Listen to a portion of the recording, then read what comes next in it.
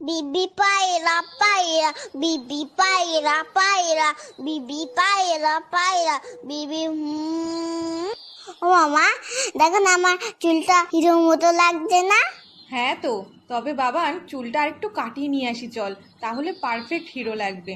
ও মা শোনো, তুমি দোকানদারকে বলবে আমাকে যেন হিরোর মতো চুল কাটিয়ে দেয়, পুরো যেন শাহরুখ খানের মতো দেখতে লাগে। ও মা বলো না, বলবে তো? বলবে না তো? উফ, চুপ কেন করে রয়েছো, কথা কেন বলছো না? হ্যাঁ হ্যাঁ রে বাবা, দোকানদারকে বলবো তোকে শাহরুখ খানের মতনই চুল কাটিয়ে দেবে। ওকে। কি বৌদি, কেমন আছেন? খবর সব ভালো তো? হ্যাঁ দাদা ভালো। আরে বাবান, কেমন আছো? হ্যাঁ ভালো আছি, তবে আমার কিন্তু হিরোর মতো চুল কেটে দিতে হবে। তুমি পারবে তো? আগে বলো, নয়তো তোমার কাছে কাটবো না। সব রকম কাটতে পারি আমি, তুমি এখানে এসে বসো।